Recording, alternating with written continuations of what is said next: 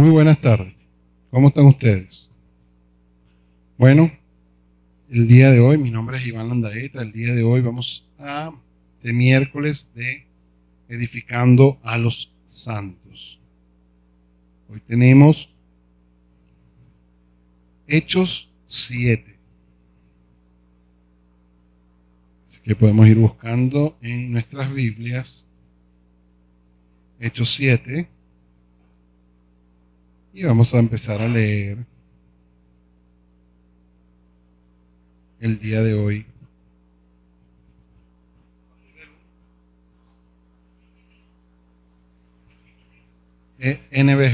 NBI, Nueva Versión Internacional. Vamos a empezar entregando entonces este tiempo en manos del Señor para que sea Él edificándonos. En el nombre poderoso de Jesús, te pedimos, Señor, que seas tú, Padre, llenándonos de toda sabiduría, de todo entendimiento. Abre nuestra mente y nuestro corazón para ti, Señor, para que seas tú llenándonos de todo tu poder a través de tu Espíritu Santo, Señor. Que seas tú, Señor, a través de mí, Padre, dando un mensaje a la iglesia de lo que tú quieres decirles con este extracto de la palabra de Dios en Hechos 7. En el nombre poderoso de Jesús. Amén y amén. Bueno, vamos a empezar entonces el versículo 1. Dice así: ¿son ciertas estas acusaciones? Bueno, vamos a dar primero el contexto que viene Esteban y es detenido por algunas de las autoridades de la época, los fariseos, y empiezan a preguntarle en nombre de quién, por qué le está haciendo tantas señales y prodigios como habló Mari Carmen la semana pasada. Y entonces lo detienen y empieza esta siguiente etapa de interrogatorio a Esteban. Entonces dice así: ¿son ciertas estas acusaciones? Porque los fariseos le dijeron a algunas personas que dijeran que lo habían escuchado blasfemar. Entonces aquí le preguntan si son ciertas esas acusaciones. Le preguntó el sumo sacerdote. Él contestó: hermanos y padres, escúchenme. Fíjense que él empieza dirigiéndose a todos los que están ahí presentes. El Dios de la gloria se apareció a muchos, a nuestro padre Abraham, cuando éste aún vivía en Mesopotamia, antes de radicarse en Harán. Deja tu tierra y tu parentela, le dijo Dios, y ve a la tierra que yo te mostraré. Entonces salió de la tierra de los caldeos y se estableció en Harán. Desde allí, después de la muerte de su padre, Dios lo trasladó a la tierra donde ustedes viven ahora. No le dio herencia alguna en ella, ni siquiera donde plantar el pie, pero le prometió dársela en posesión a él y a su descendencia, aunque Abraham no tenía ni un solo hijo todavía. Fíjense que parece que la respuesta es como que, ¿sabes? Ilógica. Es un poco fuera de contexto de lo que le están preguntando. Le están preguntando: usted blasfemó, usted rompió la ley de Moisés. Y él empieza con un cuento y una historia donde los está llevando vale un poquito al micrófono, por favor, donde él los está llevando al nacimiento de su raza. O sea, ¿de dónde vienen los judíos? Entonces, y la historia del padre Abraham, que es el padre de todos ellos. Entonces, fíjense que pareciera un poco ilógico cómo le está contestando al sumo sacerdote, ya que él lo que le hizo fue una pregunta: ¿es verdad que estabas blasfemando?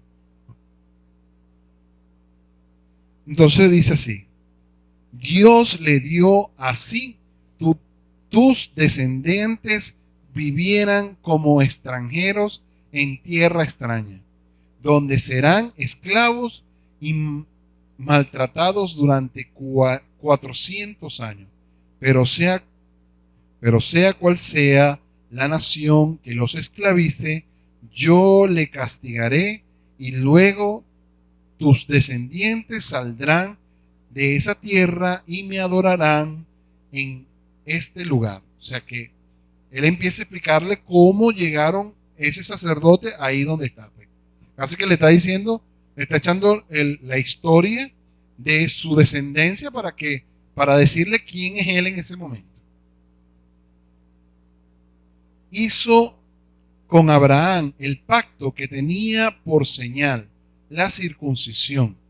Así, cuando Abraham tuvo a su hijo Isaac, lo circuncidó a los 8 días de nacido. Isaac a Jacob y Jacob a los 12 patriarcas. ¿Qué le está diciendo? Que él es él tiene la circuncisión por el nacimiento de Abraham, que Abraham se lo hizo a Isaac, Isaac a Jacob, y ellos a los 12 patriarcas, y él, el sacerdote que estaba haciendo la pregunta, por ser un descendiente de esas 12 patriarcas, está bajo el pacto de la circuncisión, seguramente. Si no estaba circuncidado, hubiese podido llegar a ser sacerdote de esa época. O sea que posiblemente veamos que no tiene relación con la pregunta, pero ya empezamos a telar, a hilar, ¿verdad? Por dónde viene Esteban. Por envidia, los patriarcas vendieron a José como esclavo. Y dice, ahora salta para José. O sea, ya les explicó cómo llegó la circuncisión a sus vidas. O sea, le está explicando aquí cómo llegó la circuncisión a la vida de ese sacerdote. Ahora salta para José y le dice, por envidia, los patriarcas vendieron a José como esclavo, quien fue llevado a Egipto, pero Dios estaba con él y lo libró de todas sus desgracias. Le dio sabiduría para ganarse el favor del faraón, rey de Egipto, que lo nombró gobernador del país y del palacio real. Hubo entonces un hambre que azotó a todo Egipto y a Canaán, causando mucho sufrimiento, y nuestro antepasado no encontraban alimento. O sea, él está dando un relato definitivamente de lo que era la historia de sus antepasados. Al enterarse Jacob de que había comida en Egipto, mandó allá a nuestros antepasados en una primera visita. En la segunda, José se dio a conocer a sus hermanos. Fíjense que hace una aclaratoria que hubo una segunda visita, y ahí es donde José se hace conocer a sus hermanos. Fíjense qué relación puede tener ese con lo que les está diciendo el sacerdote. Acaban de matar a José. No lo reconocieron en su primera visita. Fíjense que aquí empieza a tener sentido un poco de lo que acababa de pasar. Jesús, Dios hecho hombre, estuvo en la tierra, no lo reconocieron, sino que hasta la segunda visita es que van a reconocer su poder. José se dio a conocer con sus hermanos, y el faraón supo del origen de José. Después de esto, José mandó a llamar a su padre Jacob y a toda su familia, 75 personas en total. Bajó entonces Jacob a Egipto, y allí murieron él y nuestros antepasados. Sus restos fueron llevados a Siquén y puestos en el sepulcro que A buen precio Abraham había comprado a los hijos de Hamor en Siquem. O sea, de paso, aquí explica el hecho de que la descendencia completa de Jacob fue enterrada en el sepulcro que Abraham había comprado para enterrar a su esposa Sara. Entonces, ya aquí había, o sea, mantenía esa relación, aunque ya habían pasado generaciones, esa relación principal con Abraham. ¿Ok?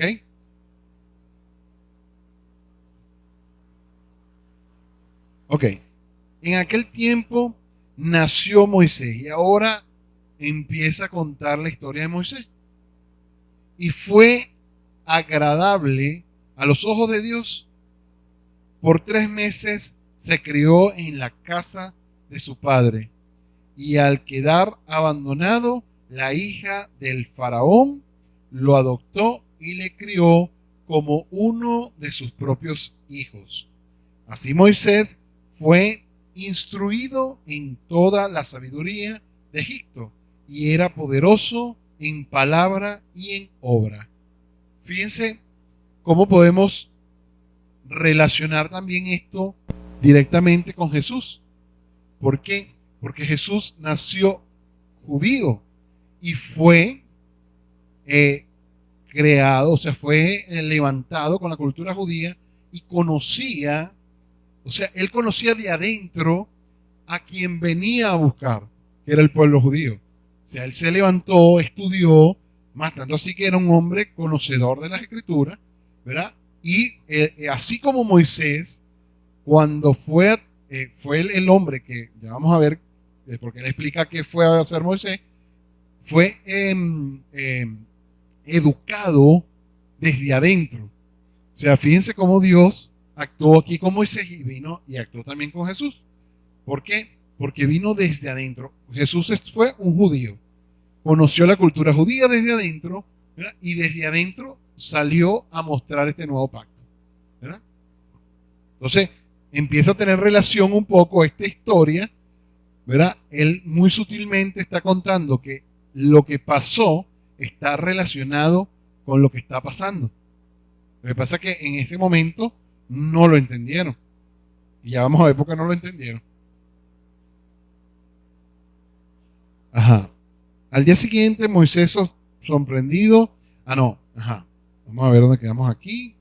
Moisés suponía que sus hermanos reconocieran que Dios iba a libertar por medio de él, pero ellos no lo comprendían así.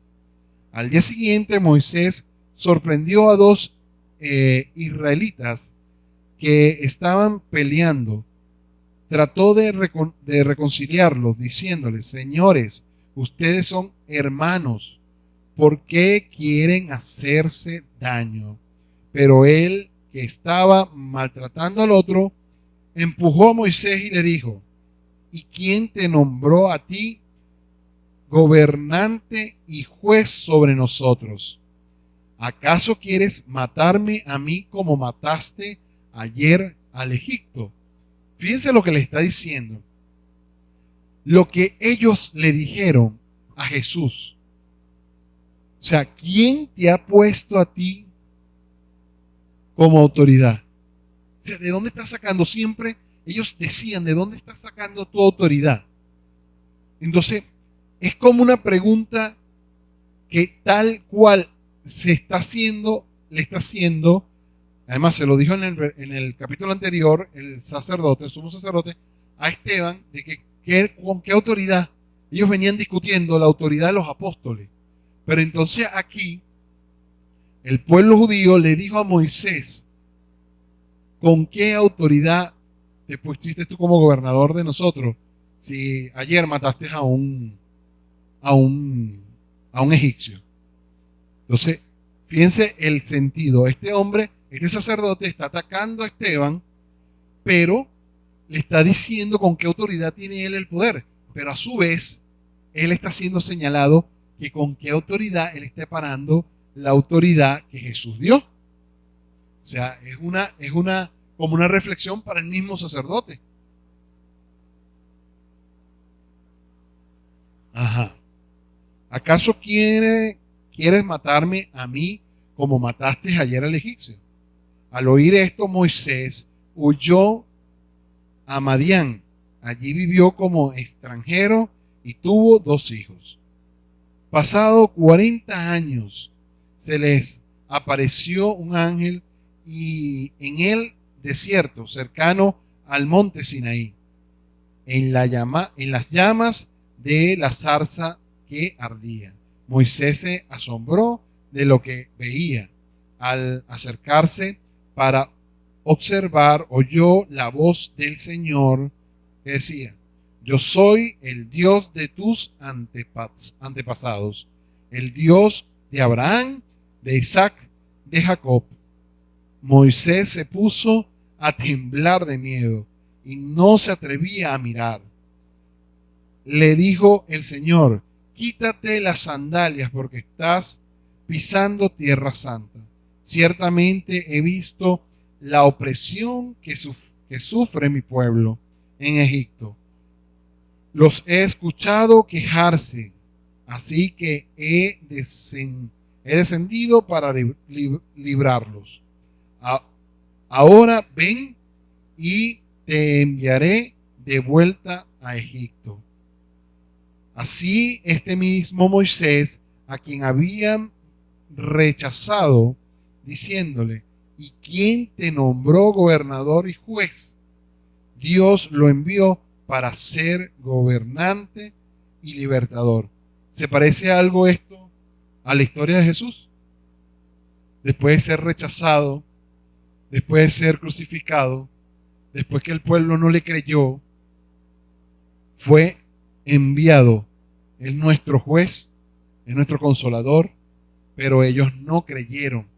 O sea, Él les está echando la historia de Jesús entre todos los patriarcas y Moisés, Isaac, Jacob. Le está contando lo que hicieron ellos con Jesús. No sé si ven alguna relación con lo que le estoy diciendo. Entonces, dice así: este Moisés les dijo a Israel: Dios hará surgir para ustedes de entre sus propios hermanos un profeta como yo. Este mismo Moisés estuvo en asamblea en el desierto con los ángeles que habló en la montaña de Sinaí y con nuestros antepasados.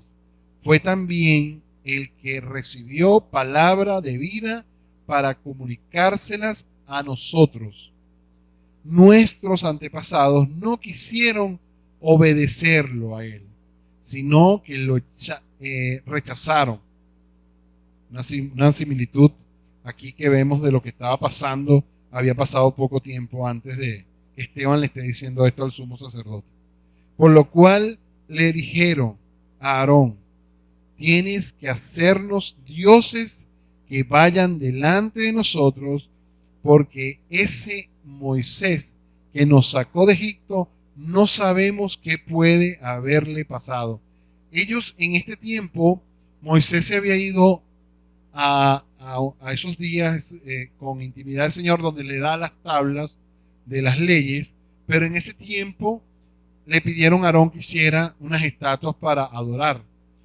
Pues aquí también hay similitud. ¿Por qué?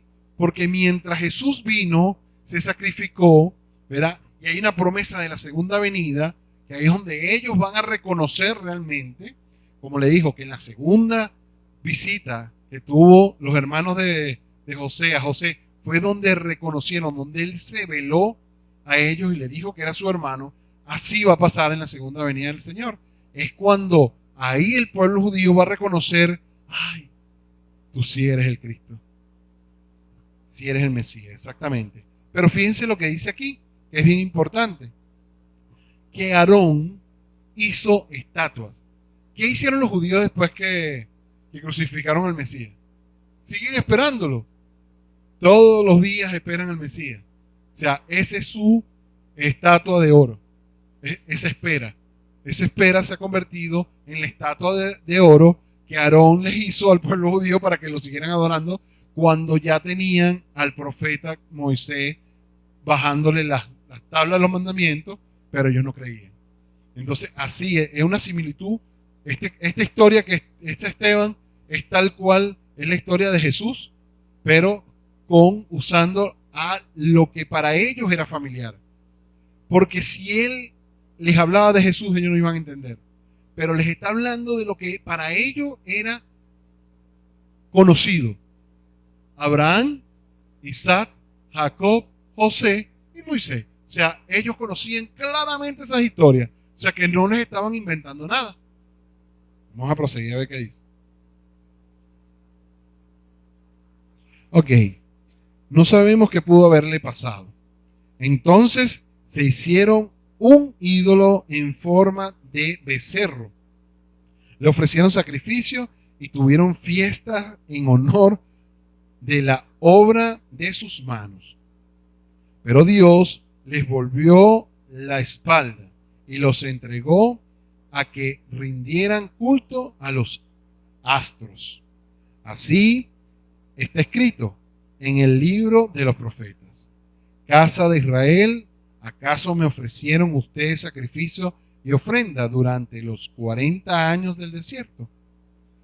Por el contrario, ustedes se hicieron cargo del tabernáculo de Moloc, de las estrellas de Dios Refán y de las imágenes que hicieron para adorarlas. Por lo tanto, los mandaré al exilio, más allá de Babilonia. Nuestros antepasados tenían, y siempre él les está recordando que esto que estás narrando fueron los antepasados. Pero nosotros, ya conociendo la historia de Jesús, podemos ver la similitud de la historia que Esteban está contando con lo que le hicieron a Jesús. Nuestros antepasados tenían el desierto, el tabernáculo del testimonio, hecho como Dios le había ordenado a Moisés, según el modelo que éste había visto. Después de haber recibido el tabernáculo, lo trajeron consigo bajo el mando de Josué. Cuando conquistaron la tierra de las naciones de Dios, expulsó de la presencia de ellos. Allí permaneció hasta el tiempo de David, quien disfrutó del favor de Dios y pidió que le permitiera proveer una morada para el Dios de Jacob. Pero fue Salomón quien construyó la casa. Sin embargo, el Altísimo no habita en casa construida por manos humanas, como dice el profeta. El cielo es mi trono y la tierra el estrado de mis pies. ¿Qué clase de casa me construirán? Pregunta, dice el Señor. ¿O qué lugar de descanso? ¿No es mi mano la que ha hecho todas estas cosas? Tercos, le dice, duros de corazón y torpes de de oídos. Ustedes son iguales que sus antepasados. Imagínense lo que se atreve a decirle Esteban al sumo sacerdote, porque esta historia es la historia similar de Jesús. Y se atrevió a decirles que ellos eran tercos, duros de corazón y torpes de oído, iguales, idénticos a sus antepasados. Siempre resisten al Espíritu Santo. Imagínense. O sea, casi que les está, bueno, pues, los está enjabonando con lo que le está diciendo. ¿A cuál de los profetas no persiguieron sus antepasados? Fíjense una cosa. Miren el cambio que hay aquí. Él venía hablando de nuestros antepasados. De nuestros antepasados. ¿Qué dice aquí? Sus antepasados. ¿Por qué la diferencia? porque él cree. Ahí, en ese ámbito, él no se mete. Él no se anota en ese paquete, porque él es un creyente. Él es un seguidor de Jesús. Entonces, ¿qué significa eso? Que él estaba hablando de Jesús. ¿Por qué? Pero ¿cómo lo estaba diciendo? Con un ejemplo que ellos iban a poder entender. Y la vida de todos los profetas, de todos los varones que Dios había exaltado en la historia del pueblo judío para hacerle entender que Jesús había sufrido el mismo destino que habían sufrido ellos por culpa del pueblo judío.